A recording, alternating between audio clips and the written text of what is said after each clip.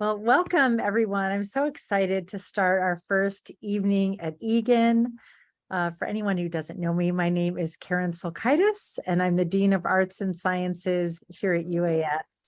I'm so pleased to welcome our first evening in Egan speaker, Mashrur Shahid Hossain, a professor of English who hails from Bangladesh.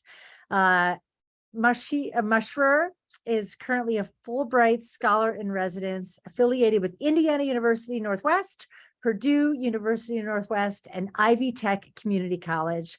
And we've been planning for Mashrur's visit for a long time now, and we're so excited to welcome him to UAS for 1 week, only 1 week, through the Fulbright OLF program. Mashrur teaches and researches, publishes, and presents papers on a host of areas, ranging from comparative literature, post-colonialism, minority discourses, critical pedagogy, and gender queer masculinity studies. Mashrur is a member of several national organizations, including International Comparative Literature Association, the Association of Global South Studies, Asiatic Society, Bangladesh. And Mashrur has visited many countries of our world and attended more than 50 conferences and offered numerous seminars. Since 2015, Mashrur has been conducting workshops on research, methodology, interpersonal communication, and teaching literatures. In March 2001, he convened the first online literary festival in Bangladesh, the 3-day-long English Jubilee LitFest 2021. Mashrur has been working for years on comparative poetics, a challenging task that requires comparing theories of literature of the world, including Arabic, Bengali, Chinese, English, Greek, and Sanskrit poetics. And presently, he's working on Bangladeshi electronic literature for a Routledge handbook and co-editing a book on South Asian comparative literature.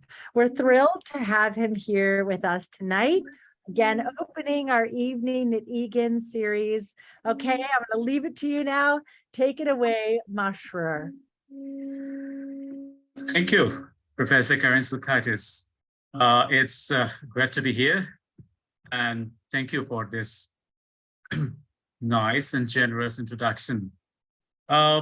It's a matter of pride to be a part of this Egan lecture, Evening at Egan lecture series, and it's great to be at University of Alaska Southeast. Today, the title of my presentation is The Art of Comparison, Exploring Comparative Literature. There are reasons why I opted for this topic, but that I will take up at the end of the talk. But of course, this discussion is about comparison. We are fond of comparison. I mean, we as human beings. And not only that we are fond of comparison, we do comparison every day, every time. But there are dangers of comparison, particularly when we compare one culture with another culture. Today, my talk will address both the perils and the potentials of comparison. And for this talk, I will be using PowerPoint slides. So I'm sharing it, and let me know if it works. So I think it's visible. So I'm Mashrur Shahid Hossain, a professor from Jahangirnagar University, a name difficult to pronounce. It's okay, from Dhaka, Bangladesh, and I'm here to make this presentation on the art of comparison. So when we do comparison, there is a common thing that we often listen to, and that is about like, don't compare. Often to be heard of it. And the reason being that comparison has its problem. For example, comparing yourself with others has the danger that your self-worth is now dependent upon the words and actions of others. And it has every possibility that it will lead your personality towards competing with others. Thus, it can generate several personal, social, psychological complexities, from anxiety to trauma. On the other hand, comparison tends to be unfair. Often it sets something as a standard and makes a value judgment of all other things based on that standard. Some cases, the scenarios and the situations are not the same, like this image that you're viewing. So such practices thus have triggered quite a handful of complexities, from inferiority complex to racism. So it becomes crucial when we compare cultures and literatures of two or more communities or countries. This is what my talk will address today, how comparative literature broaches the dangers of comparison. However, comparison is a necessary and important act too. Often we ask people to compare. They must have written a couple of comparison and contrast essays, and so we know how such activities help us to categorize, evaluate, and understand new information. Because it leads to other things, leads to sometimes unfamiliar things, comparison can therefore enable us to see things in a new and different way. And it can therefore provide us solutions to our problems. What is also important to note is that comparison does not necessarily involve value judgment. Knowing the other for the sake of knowledge and knowing the other for our evaluation of our own selves from an outsider's perspective makes sense. Of course, we are taking into account problems of knowing the other, for example, Orientalism. So these activities become crucial again when we compare culture and literatures of two or more communities or countries. And this is what my talk will address also. That is how comparative literature maximizes the benefits of comparison. Since the audience is a mixed one, so it will be a mixture of beginners to advanced. So today my talk will unfold in three phases. First, comparison, and then discussion about the comparables and the uncomparables, and finally, what comparative literature has to do with acts and art of comparison. So the first is comparison, and the very image tells us or gives us the idea of the problem or the danger that comparison has. One thing about comparison is that comparison is an everyday experience. We do compare every day. For example, our knowledge and understanding rely heavily on comparison. For example, the very inevitable binaries, like good or bad, day or night, man or woman, when we say he is good, when we say he is bad. So everything depends on our conception of not only goodness, but also what badness is.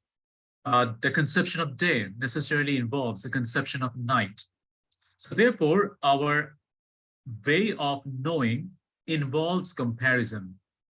Or in our everyday talks, when we say he is better than she or she is the same as Juliet, this is comparison as well, or allusions that we often use. Have you become Shah Jahan? Shah Jahan is an Emperor Shah Jahan of the Mughal period in South Asia. So have you become Shah Jahan or have you become Shamrat Shah Jahan? It's a common expression in Bangladesh. I just translated it into English. So it is to kind of rebuke or make fun of someone who appears to be very arrogant. So here again, we need to know who Shamrat Shah Jahan is. And it is not only by knowing, but also comparing the status of Shamrat Shah Jahan with the person we are talking about, we can make sense of it. So therefore, knowledge and understanding rely chiefly on comparison.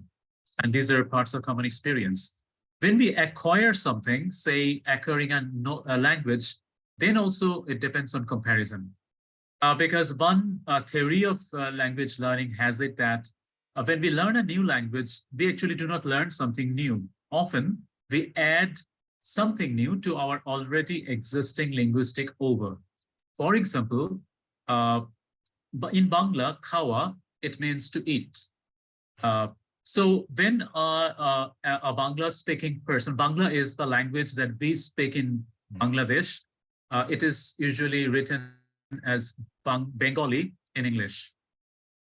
So khawa, so when we learn English like eat, what happens is that we compare it with our already existing knowledge about khawa, and we just take it that eat is a kind of English version of khawa.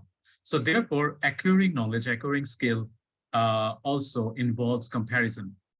When we measure, or when the evaluation measurement also involves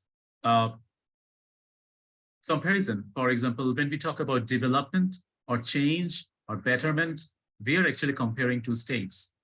And forms of comparison are also crucial when we interact with other. Our sense of empathy or filling into the other involves comparison in envy or even marginalization. Now, if we move into more reading or other stuff, then we understand that reading involves comparison. For example, when common reader, I'm using the word common reader to differentiate between common and literary readers. So when common readers read literature, it makes sense through comparison. For example, if a reader thinks of a villain, thinks of a character as a villain, the reader must have an idea what a villain is, and also what a non-villain is. And it is through comparison, by comparing the existing idea of villainy with that person in literature, that the reader makes sense that this person is a villain or villainous. Then there is or when we decide that whether, say, a novel is a fiction, novel is a fantasy or science fiction. For example, The Lord of the Rings, it depends on our understanding, existing knowledge about it. Or when we read intertextually, say allusions. For example, William Faulkner's novel As I Lay Dying. Now, this title, As I Lay Dying, is taken from Homer's The Odyssey. Now, the full import of the novel, the full import of the power of an oppressed woman, a spirited but oppressed woman who is now dead, the power of the dead woman can be fully understood if we connect or if we recall that Odyssey story, the story of Agamemnon and Helen. There is also horizon of expectations. That is, what do we expect when a reader starts or buys fiction or buys a poem or a poetry book or buys a science fiction book? So of course, when he or she buys a science fiction book, he is actually, and whether it's a good or bad science fiction, that depends on his or her existing knowledge of science fiction. And it is often said that two readings are itself comparative. When we read the same text the second time, the second reading is not the same. So what we are trying to understand is that the acts of comparison, that is, we do compare almost as an everyday experience. So we may refer to Hutchinson in his book on comparative literature. He says that the urge to compare is a fundamentally human thing. And so we do compare. But the important point is that when we compare, that charm or the importance of comparison is that it helps us understand that there is more than one way of being and more than one way of doing. So it is because of comparison that we get introduction to, access to the other, and access to the other ways of doing and being. So it somehow manages or tames our concept, maybe our assertion of self. So comparison, therefore, takes us to a newer perception of multiplicity. This is, we can say, the power or importance of comparison. Now, before moving further, let us take a definition of comparison. It is suggested by comparatist. And so comparison is, I mean, we can also make this definition on our own. So comparison is the mental process which enables us to perceive similarities and differences. Simply, this is what we say comparison. Now, if we think of the art of comparison, then we may take into account, among many, literary study. So comparison is an everyday act, but comparison is also an art, or it can become a form of art. So, for example, critical reading or literary study, we can say it's an art form of comparison. Interesting point is that common reader reads literature and makes sense of literature by comparison. Literary study or critical reading also makes sense through comparison. let me just take into account one or two aspects of literary study. For example, mimesis or mimesis, an Aristotelian term, which is necessarily comparative. So for Aristotle, literature, he was actually talking about drama, but in general, literature is mimesis. That is, literature is representation. The initial translation of the word was imitation. Now it is translated as representation. So what it means is that literature represents what we know and also what we do not know, like science fiction, other stuff. But what is important is that when we say the literature is representation of something, understandably, what is represented is compared with what it represents.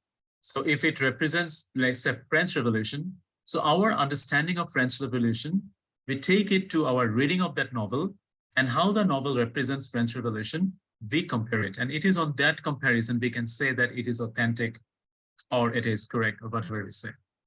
Similar thing is our conception of fictionality or truth. When we read a text, we say that this is truthful or this is realist, or we can say that this is fictional, or this is improper. So whatever we say, we understand that we are connecting the text with how we see the world. If it matches, we call it realist. If it does not match, we tend to call it fictional or speculative. Then also when we value or evaluate a genre or a piece of literature, we also do compare, understandably. For example, if we recognize a novel as a novel, we need to have all the ideas of the aspects of a novel, and then we connect those aspects of a novel with that particular novel, and then we say that it's a novel. So it's a kind of comparative practice. Or when we evaluate, say, American playwright Arthur Miller's play Death of a Salesman as a tragedy, we do compare. We have to compare. We do take into account our perception of tragedy, maybe our perception of Sophocles' tragedy and Greek tragedy and Shakespearean tragedy. It's on this, referring to this, that we can make sense. We can evaluate what Arthur Miller's Death of a Salesman is and whether it's a good or effective tragedy. Even creative process involves comparison. I mean, when writers write it, it also involves comparison. For example, intertextuality, when a writer brings elements for allusion or as pastiche, the writer compares. And also the reader needs to compare, know the things for appreciation. And anxiety of influence, that is the anxiety of the aspirant or relatively new writers, that whether their writings are influenced by some great antecedent previous writers. So creative process also involves comparison. Now, this is what we call the art of comparison. That is, art of comparison, therefore, is more nuanced than acts of comparison because it is more organized and it is more critical, and it involves understanding of lots of jargons and a kind of study for doing this. So this takes us to the basic question of today's talk. Then if we are talking about comparative literature, two things are important. One is that if literary study involves comparison, then why is there a separate discipline called comparative literature? And second is how comparative literature views comparison. And so it is important to locate or understand what comparative or how comparative literature views comparison. So to understand this, let us ask a few questions. I mean, we can think of, maybe I'll give the answer. The question is, does it mean that every act of comparison denote the comparative in comparative literature? We will find soon, the next slide, that the answer is no. Not every act of comparison, not every act of literary comparison is called comparative literature. Second is, can anything be compared with any other thing? Like the very famous or infamous comparing orange and apple? The answer is no, or the answer is that should not be. Third is, does the comparative in comparative literature denote both comparing and contrasting, something that we do in our compare-contrast essays? The answer is yes. That is, comparative literature involves both similarities and dissimilarities. With this, we will move into our second section. Before the second section, we will take a short break, a 20-second break, to give some peace to our minds. But in this break, this 20-second break, let us think whether two American poets and two confessional poets, Robert Lowell and Sylvia Plath, are they comparable or are they uncomparable in comparative literature? So let us think about it for 20 seconds, or we can rest our brain for 20 seconds. We will take the discussion up in 20 seconds.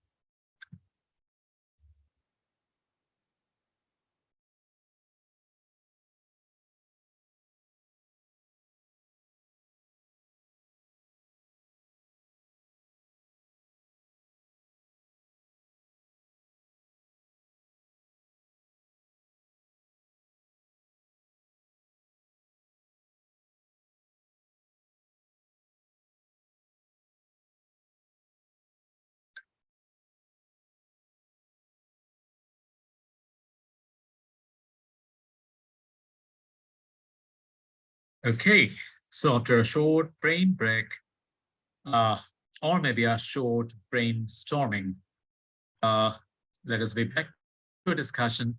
And if we say, are they comparable? They are comparable, of course, in literary study. But in comparative literature, they are not deemed proper objects for comparison. And why so? That is what we will take into account. So the second section is the comparables. As the apple and the orange seem to be similar, but different, but they are not comparable. If we think that this is more crispy, this is less bitter, because this comparison or evaluation could be very biased. So let us take our entry into comparative literature gradually. So we will start with two examples of comparative study and to understand what makes comparative literature different. So we can talk about comparing two English playwrights' plays, Christopher Marlowe and Shakespeare's Christopher Marlowe's Dr. Faustus and William Shakespeare's Macbeth. Now, when we compare these two plays, we understand that the points are there through which we compare. Like there is politics of power. If we know the stories, and the interaction between individual and the supernatural powers. And why we will make this comparison? So that either we may want to find affinities or we may want to find variations, because both are from the same literary period, Elizabethan period. Well, Elizabethan may remind us of the the recent demise of the Queen Elizabeth II. So it's both these writers belong to the Elizabethan period, but in spite of that similarities, do their representations of politics of power or human supernatural interactions are the same or variations. So this can be a fruitful, fertile study. The second is comparing Iliad and Paradise Lost. That is comparing Homer's Iliad. It's a Greek epic. We read it usually in translation. And John Milton's Paradise Lost, an English poet and playwright, and this is in English. So the question is, if we compare them, we may find also some elements. For example, the type of epic they are, like Iliad is primary epic, Milton's Paradise secondary epic. Also, there is a question of poetic justice.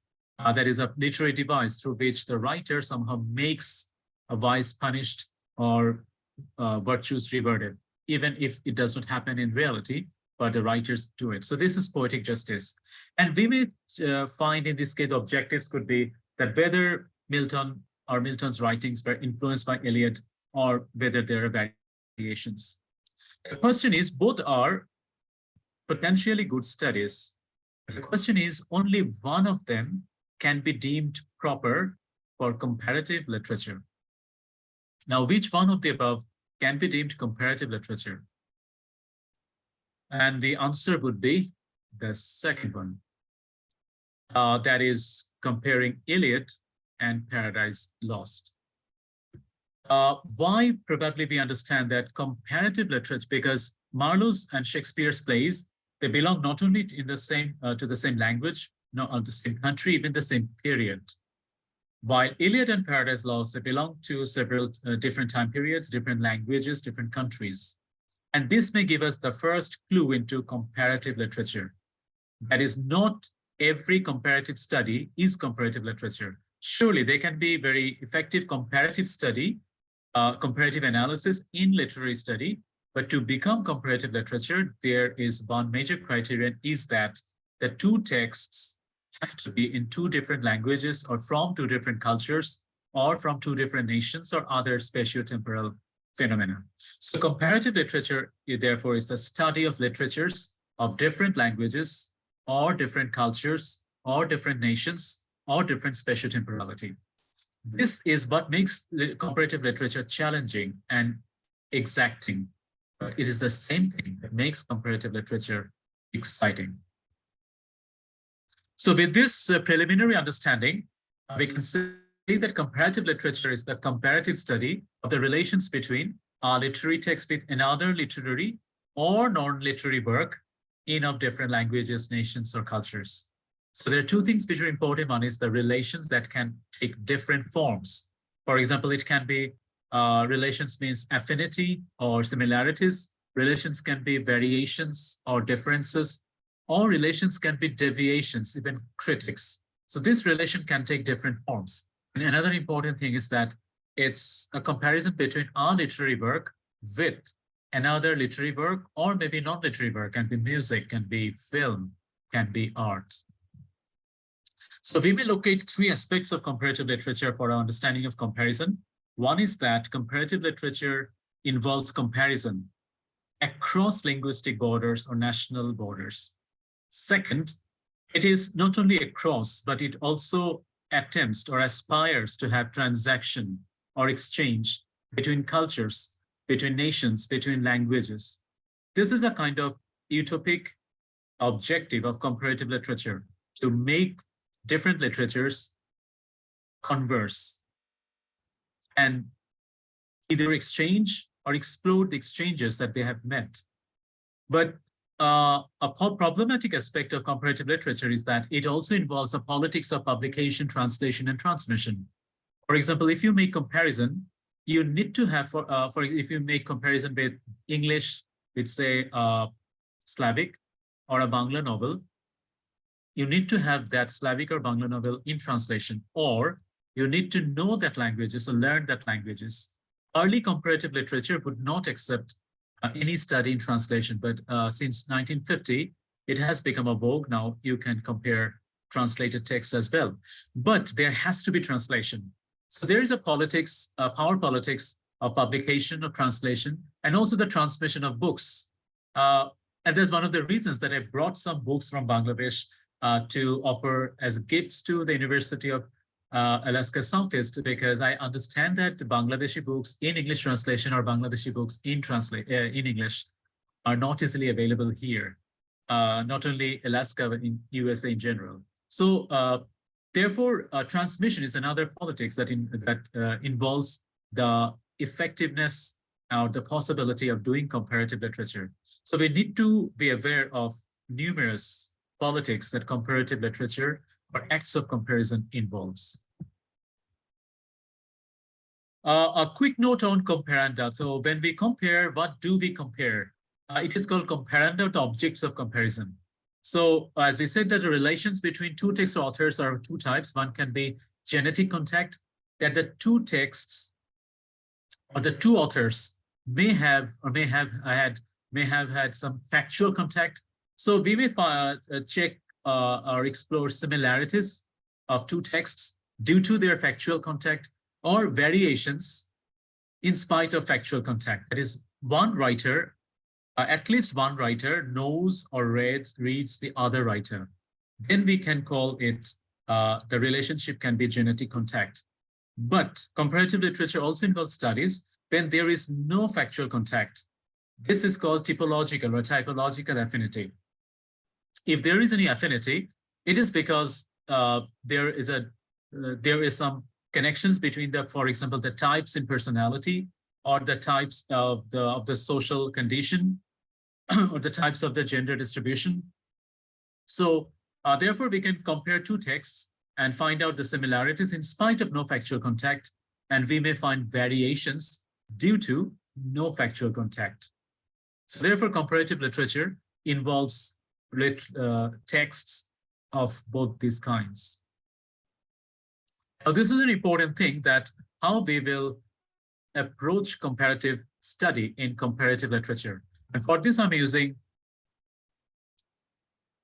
Hutchinson's metaphors of reading. The metaphors of reading suggest the models of reading through which we read literatures or cultures of two different communities or two different languages. So understandably, there are two major approaches. One is comparative approach, which indicates connection or similarities, and another is contrastive approach, which indicates disconnection. Now, comparative approach suggests, as I said, it usually happens through genetic contact, but it also can happen through typological affinity.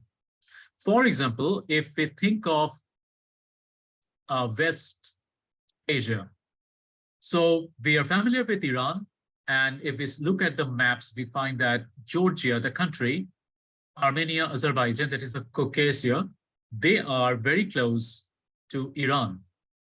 And they are very close not only geographically, they have been or were very close historically, politically. So there were numerous interaction, war, conflict, etc., and interaction of literary and cultural elements. So when we read a Georgian epic or classical epic or an Azerbaijani or Armenian classical epic, we will find several significant elements of Persian literature, that is literature from Iran, in these writings. For example, The Knight in the Panther Skin. Of course, this is a translated name by the iconic writer Shota Rustaveli of Georgia. Now, this epic, our ballad type epic, has much to do with Iranian or Persian writer Nizami's Laila Majnun. Now, this is a comparative study, probably a genetic contact, and we will see how panther skin post-processed Laila Majnun to make its own.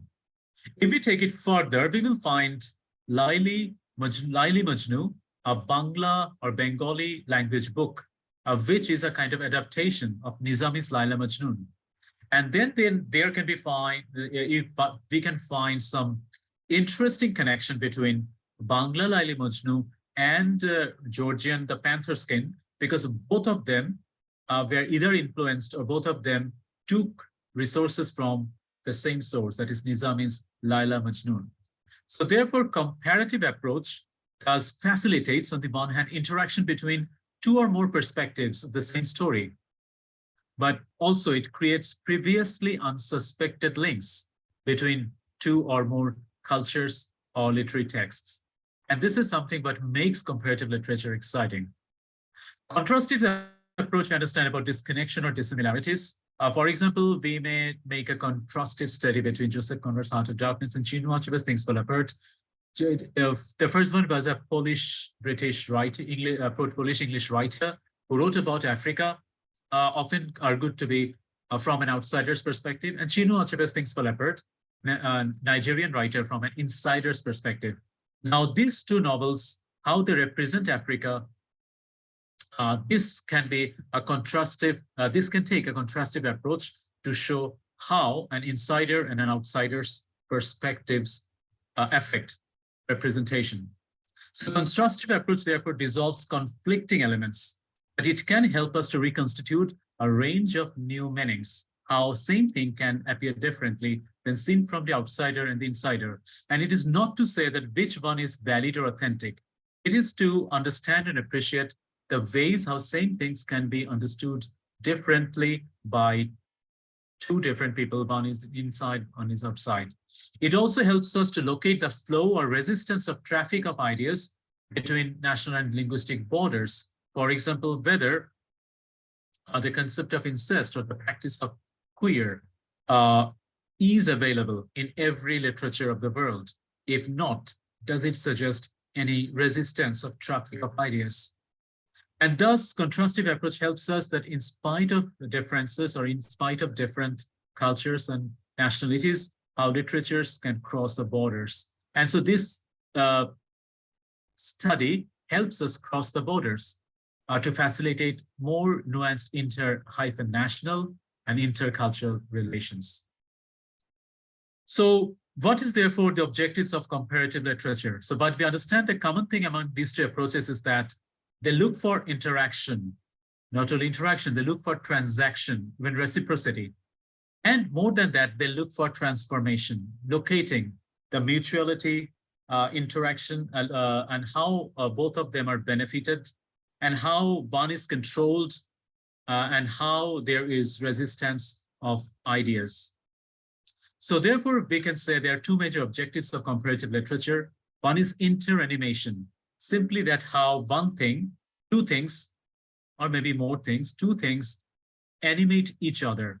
So it involves the discussion of influence, reception, exchange, etc. A similar thing, but with a more dialogical implication is reciprocal illumination. Here the focus is on that there is no value judgment, no concept of superiority or inferiority. Rather, it's a balanced view to two texts from two different countries. And therefore, the focus is on to initiate the dialogism. That is, no one takes more space, no one takes more focus, and no one takes the label called literature and other is, we can say, non-literature. So it's a kind of dialogue between two similar things, if not the same. And this reciprocal illumination, therefore, has the opportunity to counter every possible hegemony that literary study and cultural study involves. So these are the two terms that we will be using in the next 20 minutes. Before we move into our last section, again, a break, but this break is through our song. So those who are using earbuds, so now a song will be there. And there will also be some advertisements because it is YouTube we will hear. This is a Romanian song. Let us listen to it for 20 seconds and let us feel or understand, though we probably none of us knows Romanian language, whether we get the feel. So let me know if you hear the sound.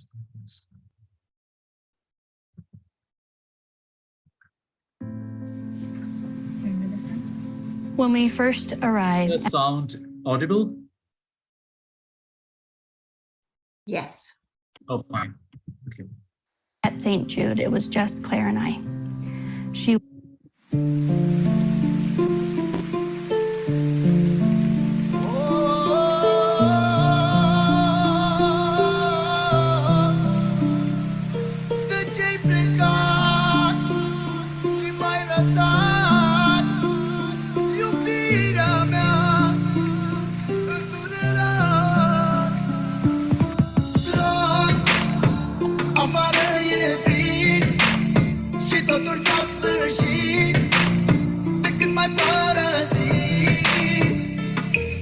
Iar plâng, afară e frig și totul s-a sfârșit de când m-ai părăsit.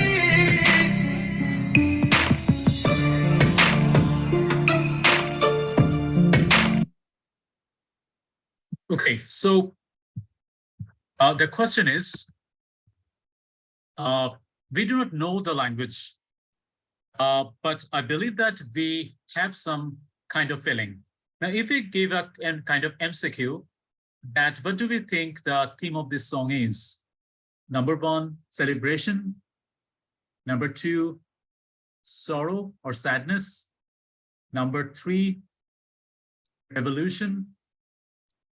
And number four, love. Now, there is every possibility that the votes will be divided between love and sorrow. But again, probably this is not a celebration of love. It is about sorrow or sadness, be it related to love or anything else. I'm not sure whether we have the same feeling, but my previous because I'm not making it interactive. But my previous experiences suggest that, yes, people feel that this is a song of sadness, a song of bereavement.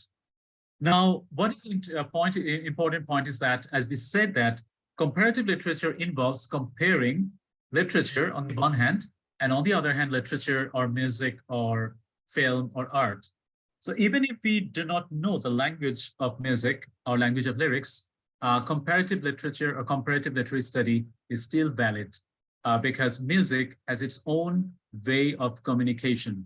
And very interestingly, it can cross borders on its own right. So with this understanding, let us move into the last part of today's discussion, that is comparative literature. Understandably, it's different from world literature because comparative literature can involve literatures of other countries or other of the world, but the focus is on comparison. The first question is, was comparative literature dead? Why I'm starting discussion on comparative literature with death is because there were two predictions or suggestions by two icons of comparative literature. So it is in 1993 that Susan Basnett, in her book on comparative literature, identified some methodological problems in comparative literature, and she predicted that comparative literature would soon be replaced by translation studies. 10 years back, in 2003, Gayatri Chakrabarti Spivak, she wrote a whole book on death of a discipline. And she identified the very horrible Eurocentricity, or in extension, West centricity in this discipline. Ultimately, comparative literature became a kind of practice through which, by comparing literatures of two different countries, there was an attempt at asserting the superiority of Western literature as literature proper and other literatures as not that literature. So therefore, she suggested that comparative literature might be replaced by area studies boosted by post-colonial literature. Now in 2022, comparative literature survived the crisis. In 2022, we are talking about comparative literature, and there are courses and degrees in comparative literature. But of course, it happened because comparative literature, or the comparators, are trying to update it. So there is a book on comparative literature in the age of multiculturalism, comparative literature in an age of globalization, and more recently, features of comparative literature. So we understand that comparative literature, with all its previous limitations, have been trying to update itself so that it can come out of any kind of chauvinism and centricity, and it can accommodate more, because that is the original or actual or empowering objective of comparative literature. So on this note that comparative literature survived, we will move into a very brief survey of comparative literature. So whether comparison is anyone's privilege, the answer is no. Literary comparison also happened, or there are evidences that it happened throughout the world. For example, Hutchinson said that understood as a practice, comparative literature is as old as literature itself. But if we think of some documents of very formatted study, then probably the first instant of literary exchange between cultures is Latin literature's reception of Greek literature. For example, how Latin writers Virgil, Horace, and Ovid, they looked back to the Hellenic sources. But Hutchinson also said that comparison was never a purely European privilege. For example, thousands of years ago, Arabic critic Qadama ibn Zafar, in his book Naqt al-Shir, he incorporates discussions of non-Arab poetics in his evaluation of Arab poetics. So it suggests that literary comparison has a planetary reach. But again, as a discipline, it had its origin in Europe. So birth of comparative literature happened in Europe. Arguably, the first relatively closer discussion happened in Spain by Joan Andres. And then in France, there were offered several courses called Comparative Literature, in French. Germany, we found references to comparative literature in 1854. And in the English-speaking world, it is Matthew Arnold, an English poet, an essayist, who in his 1848 letter, he coined the term comparative literature as a translation of French littérature compare. Now, in a lecture, Arnold mentioned it in his Oxford lecture. Everywhere there is connection. Everywhere there is illustration. No single event, no single literature is adequately comprehended except in relation to other events, to other literature. So this is the way that comparison enters or slipped into the study of literature. But as a discipline, it has a kind of relatively 200 years of heritage. So comparative literature as a discipline, as a full-throated or full-verse study, it started to emerge in the 18th century, late 18th century, early 19th century Europe, when European countries are trying to assimilating and consolidating their national identity. And to consolidate that national identity, they need to have some national elements of nationalism. One of these elements is literature. Now, this comparative literature was highly promoted. For example, comparing French literature with German literature. And for example, French are doing this. French were doing this not to consolidate the status of French literature with its comparison to German literature. Sometimes it has the value judgment, the question of superiority or inferiority. So it developed through increasing international and interlinguistic contacts between several European countries through their warfare and other liaisons. And comparative literature became significant when these European countries went for colonization. So comparative literature was used and spread during European colonization. And it is during this colonization that comparative literature became highly Eurocentric and West-centric, where through comparative literature, that is literature of Europe, was deemed or was presented as superior to literatures of India or Africa or Australia. We may know that infamous statement by Macaulay, a British statesman, who said that a shelf of English literature would be enough to cover all Sanskrit literatures in status, in range of literature. So therefore, comparative literature had this problem at its early age. And that actually led to severe complexities and complaints and problems in the 1950s.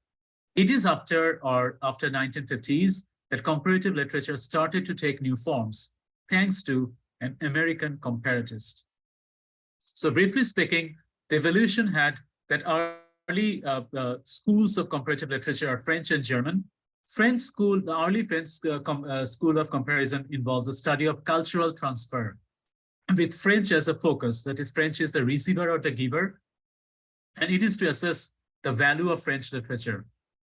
German school was equally significant, but German comparative literature's focus was mostly on regional and national literatures, and with a focus to consolidate or to locate some common roots in order to consolidate the national identity.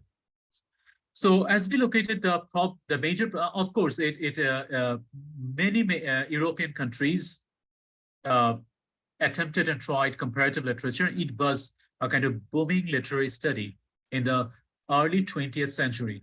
But of course, it was seriously and severely Eurocentric. But there were other problems with it, that whether comparative literature involves only literary study, then what about ekphrasis? That is a poem about a painting, or poem about Achilles' shield. And so then came the American scholar Iremuk, and his definition is still considered to be, with its limitations, still considered to be the most substantial definition of comparative literature. So he has it, that comparative literature is the comparison of one literature with another or others, and the other literatures, and comparison of literature with other forms of human expression. And this somehow opened up a new area, that is, comparative literature can now involve comparison not only of two literary texts, but of one literary text and a film adaptation, music, and art, etc.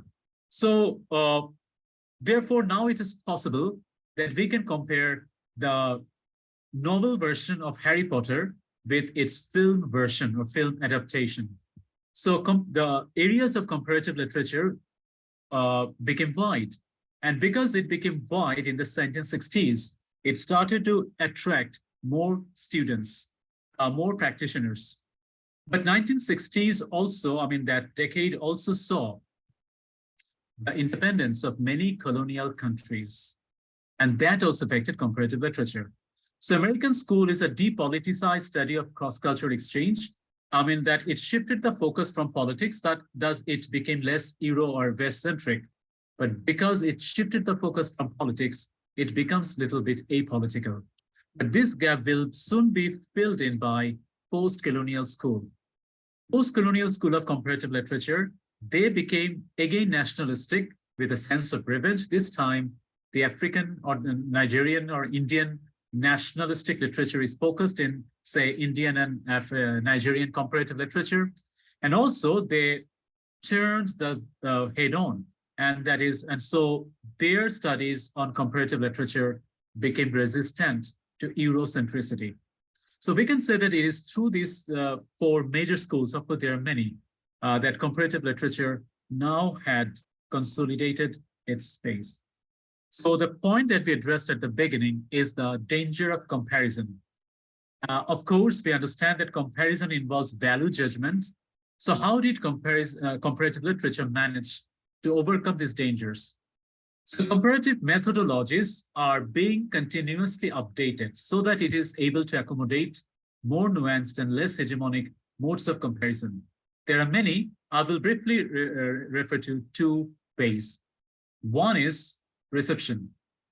Earlier, the word that is used is influence, that book A or writer A was influenced by writer B, or writer A influenced writer B. There is a kind of value judgment, a kind of hierarchy. Now, for some decades, comparative literature preferred reception instead of influence. So instead of saying that writer A was influenced by writer B, now it is said writer A received writer B. Thus it opens up the dialogism and the interaction and the possibility of dialogue. And also, influence can also be replaced by post-processing. That is, when we are talking of influence or adaptation, it is no more influence or adaptation, it is post-processing, that how a thing which was in a shape, now it was reshaped or post-processed by another writer in another way. So therefore, the shift from influence to reception and post-processing now made to undercut or upset the politics of domination and superiority. I will take 5 to 7 minutes to finish the discussion. Another thing is diatopical hermeneutics.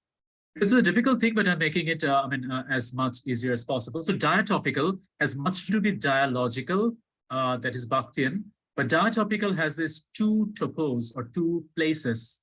So diatopical hermeneutics, briefly speaking, is interpretation of two texts which are from two different places. So for Raymond de Paniker, a Spanish interfaith experts, diatopical refers to modes of representation that occurs when two or more cultures of different places come in contact.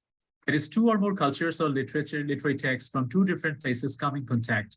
The question is, when we read a text from Nigeria or from Somalia, will we bring our own perception to read that text, or will we try to understand that text through that country's, that community's perspective?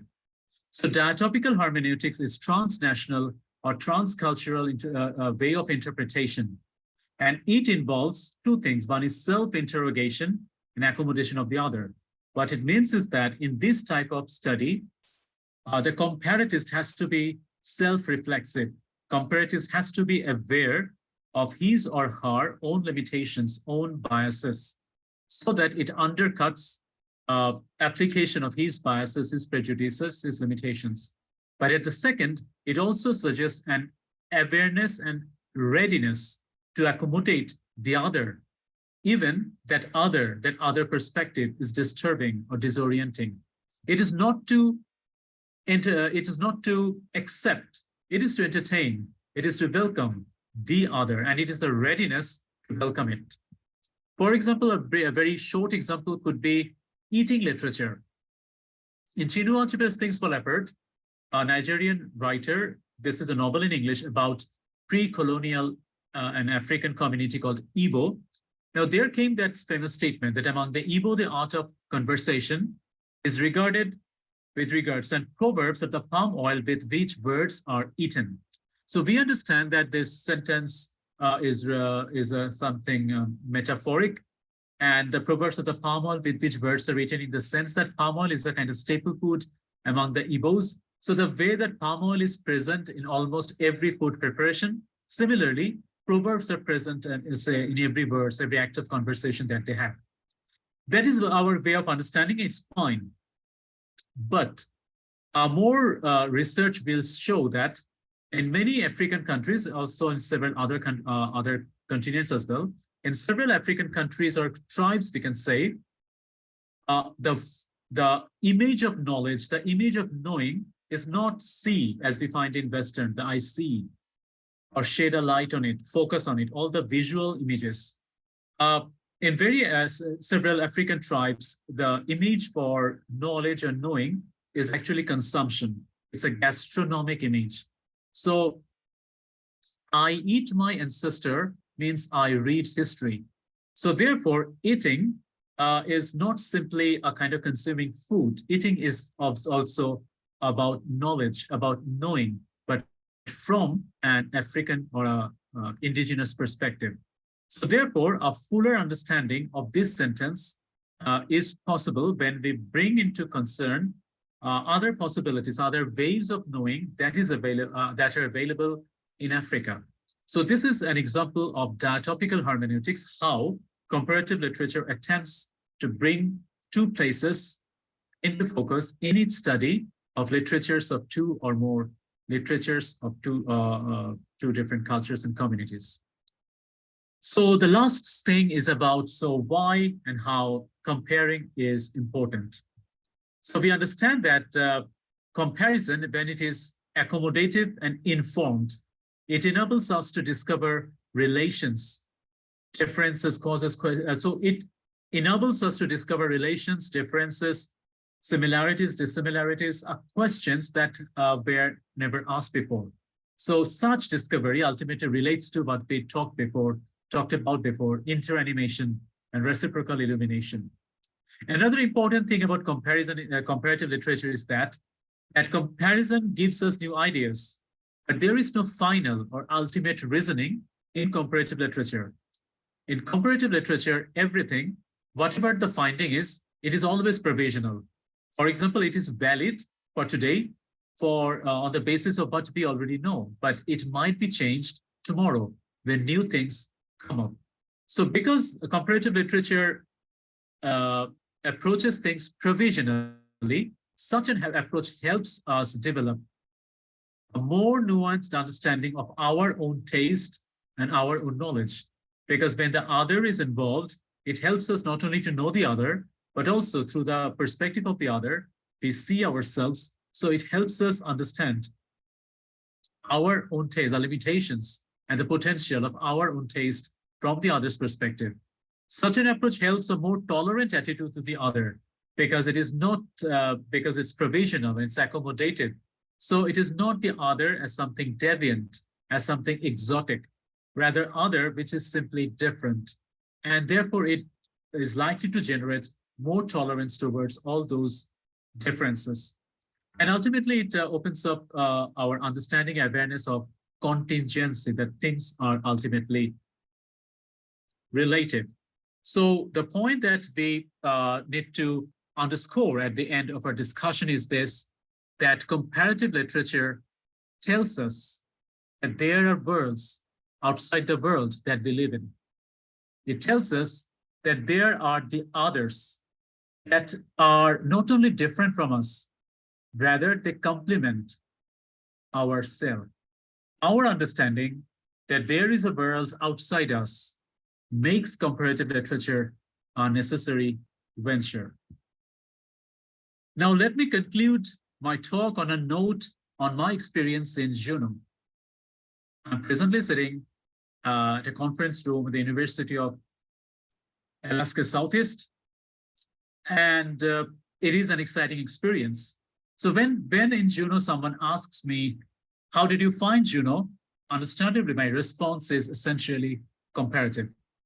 There is a reason why I opted for talking on comparative literature while I'm at the University of Alaska Southeast. A poster like this that I found almost everywhere on the campus reads, "Alaska is diverse," and it is. Alaska accommodates its diversities. And diversity is the phenomenon that comparative literature addresses, explores, and appropriates. So therefore, I may recommend that the University of Alaska Southeast offer courses and degrees on comparative literature. Not only will it offer new ways of doing things, that is, not only will it offer, facilitate a more nuanced intra-Alaska dialogues, it will also make space for making enriching, empowering, and regenerative dialogues between Alaskan literature and literatures of the world. Think, for example, fish songs, or the connection between Tlingit, probably I'm correct pronouncing it properly, Tlingit vis-a-vis Bangla or Bengali language. Think, for example, fish songs or songs about fish. The Alaska natives or the Juneau people and the Bangladeshi people share one common cultural practice, that is love for fish. Bangladesh is full of rivers and wetlands, so fish has become a major staple food here. If salmon is a craze in Alaska, hilsha or ilish is a craze in Bangladesh. 2 days back, while I was listening to a song in Tlingit language entitled Khad Dashi, pardon my pronunciation, which means salmon song, it instantly reminded me of a couple of Bangla songs, including Na Ghore Jamu Na Ami Mach Na Dhuriya. That is, I won't go home today without a fish. Songs which are about fish, fishing, and fisher people. So comparative literature can thus open up several ways, several vistas that we have not talked or thought about. On these notes of possibilities and potentialities, let me close my talk on the art of comparison, exploring comparative literature. Thank you for listening to me.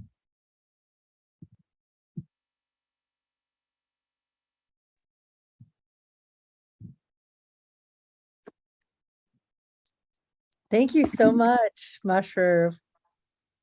What a wonderful start to Evening at Egan. I'm wondering if anyone has any questions. Well, this is Karen. Mashrur, it's really nice to meet you, and I'm sorry I haven't had the opportunity to meet you in person. I'm the chancellor here at the University of Alaska Southeast, and I've been traveling and in board meetings and you name it, but this is fascinating. I'm hoping that many of our students can watch this at a later date. You know, we record these so we can watch them on YouTube and share them with our students. And can you tell me, I mean, your work it's very progressive. You're involved in films and looking at violence of men and all of the things you do with comparative literature. How did you get interested in this from the beginning when you were a young man? But you're still a young man, you know, but you know what I mean. Not that young. I mean, interested in comparative literature or violence against men? Which one? In comparative or which? Well, both really. I think they're Both. connected in some way. Yeah. Okay. One thing is that when we, I'm from the Department of English, so we are actually studying English literature in a department in Bangladesh. So necessarily it involves interaction between two or more different cultures, languages, and literatures as well. And understandably, when English literature, or what we call now literatures in English, when they infiltrate into Bangladeshi consciousness, there is both a tug of war. I mean, where there is both resistance and also appreciation. So therefore, studying English is itself a comparative business. So when I came into, when I was doing post-colonial literature, that actually took me into comparative literature, a broader area in which literary texts from two different cultures can be very productively discussed. And it is not only for the sake of literary study. Comparative literature has also much to do with international relations, in the sense that our understanding of other culture, both from our perspective and the perspective of that culture, actually helps us understand how to deal with that particular nation. And it also helps us to develop, I mean, through a particular study of classical literatures, it also helps us understand the connections that may have existed between two nations or cultures some thousands of years back. Or even if there was no connection, it is very surprising when we find very interesting similarities between two literatures of two countries or nations or communities who were never came in contact, but still there were some connections and affinities. So it may also take us to some more utopic perspective or utopic idea of humanity, that whether there is something common among the humans. So all these things actually led me to and boosted my interest in comparative literature. If you talked about my work on violence against men in film and literature, that is partially comparative, but that is more about accommodative literature, because it involves films in several languages, mostly English or in English translation and Bangla, and literatures in English or English translation and Bangla. Now, that actually, when I worked on queer studies and also gender studies, there were works on, many works on violence against women. But being a teacher who had close contact with students, I also have heard of several incidents of sexual violence and other violence enacted against men or my male students. But all these things were suppressed or oppressed. And only they talked to me. They even did not talk about this to their parents as well. So then this issue, and then that time there was the war of Bosnia and Herzegovina. And so there was a kind of systemic rape of men. So all these things remain untouched or unheard of. So all these things now then took me to this topic of discussing violence against men, and not only violence against men in particular forms of literature and films, but I also wanted to trace how is it represented, or is it represented at all in literatures of the world. Initially, my idea was that probably it was not represented, but after the research, I found out that yes, there were hush-hush, there were oppressions, suppressions, but still there are many texts that address and explore both the trauma and the perils and tribulations of people who both perform and who suffer violence against men, but also the ways of healing and the ways of coming up as more nuanced, more complete human being. So this is in brief the way I entered comparative literature in my studies. Just fascinating. Thank you so much. I am suspecting Emily Wall must have some questions for you as our great writing instructor here. Emily, you must have I met questions. her yesterday. Yeah. Oh, thank you so much for sharing this. This is so different than the work I do. Even though we share some similarities, it is really, really different. I would actually just love a recommendation from you. about Bengali poets in particular. If you wanted to do like, I like that you brought up Sylvia Plath. Like, who would you pair with Sylvia Plath? Oh, I mean, are you talking about Bangladeshi poet or Bangla poet or something? Yeah. Okay. There are several Bangladeshi poets, but before talking about Bangladeshi poets, I must mention an Indian poet, because this is actually what I'm presently teaching at Purdue University Northwest. That is an Indian poet, Kamala Das, who later became Kamala Suraya. So Kamala Das is considered to be a confessional poet, and the issues that she dealt with are much in common with Sylvia Plath. So an interesting study would happen, and that actually happened in our university. That is a comparative study between Sylvia Plath and Kamala Das. They are valid comparative study because they are from different places, if not different languages, but different places. And it is also important to see how Bangladeshi or Pakistani or Indian, that is South Asian experiences of women are in common or in difference from the experiences of women as we found in Sylvia Plath's confessional poems.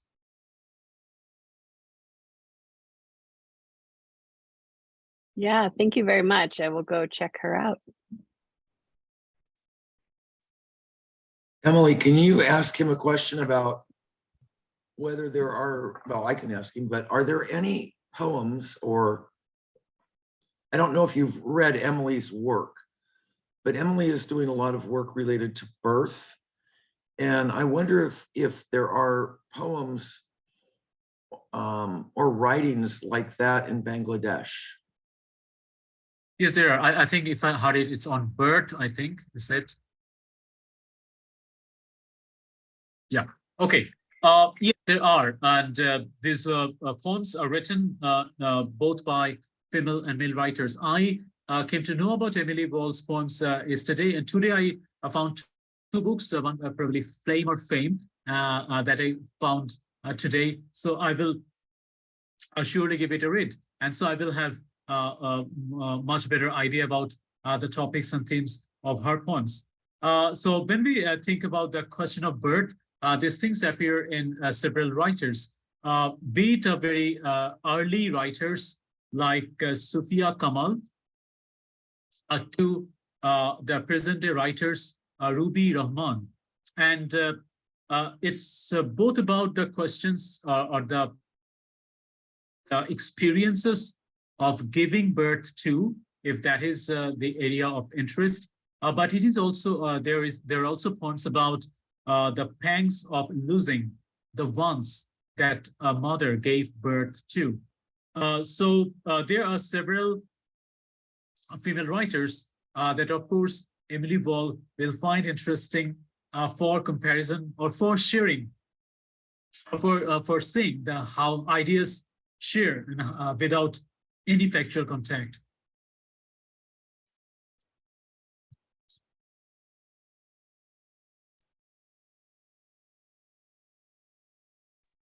Yeah, thank you so much for those suggestions. I'm building a great reading list here. Yeah, I may later provide a fuller list for discussion. And as I told, since the Chancellor is also here, that I'm going to offer a gift to the University of Alaska Southeast, books brought from Bangladesh, so that, I mean, it's my contribution to Alaska, University of Alaska Southeast's accommodation of diversities. Oh, wonderful.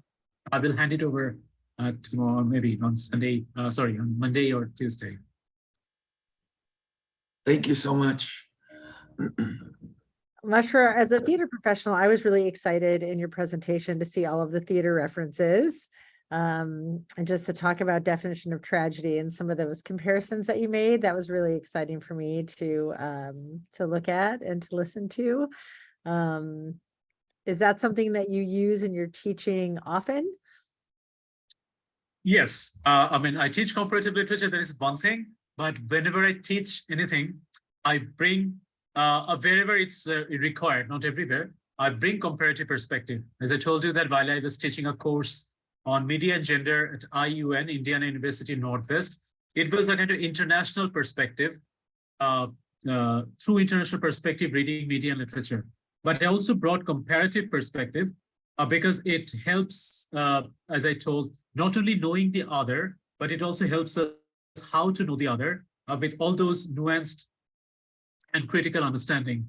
So it is particularly important in this age when we are becoming increasingly intolerant.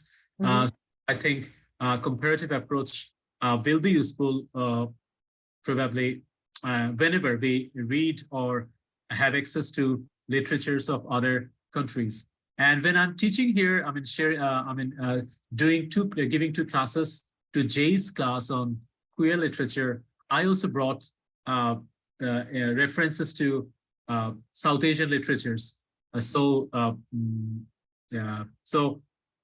it's a course on American queer literature, but I brought instances from an Urdu story, Lihaf by Ismat Shuktai, and that I will bring in the next class, reference to Nasreen Jahan's novel, a Bangladeshi author, in the study of gender. So even while we are doing or studying literatures of one country or one nation, references to other countries help us to modulate our ideas at the same hand. Same time. So this is what I do in that sense whenever I approach literature. Karen or Emily, can you make sure he gets copies of Tidal Echoes, please? Oh yeah, absolutely. I'll yeah, you're gonna be on campus Monday, Tuesday? Until Tuesday, yeah. Until Tuesday. Okay, yep. I'll make sure you get some. Yeah, Emily, he's definitely going to be here on Monday. So Okay. share with the group, Emily, what Tidal Echoes is. Yeah, I should have brought you a copy last night. I was even thinking, Karen, you're so much better at marketing than I am. It's a literary journal we publish, and it publishes anybody who lives full-time in Southeast Alaska, they can submit. But it's edited by our students, so that makes it kind of special. We have 3 students a year who are our editors that I help work with. So it's a beautiful book, and I'll make sure and get a copy in your hands. I think he would I think from hearing him speak tonight, he would just enjoy reading some of those pieces about Southeast, because they are very Yeah, so many talented pieces in there. Our featured art writer last year lives in Sitka, and our featured artist was an indigenous artist from Cake, I think. Really beautiful beadwork. So yeah, I'd be interested to see what you think of it. Well, Mashrur, thank you so much for sharing with us this evening. It was so interesting. I learned a lot about comparative literature. I'm sure everybody else did too. So we so appreciate your time and energy. And thanks to everybody for joining us.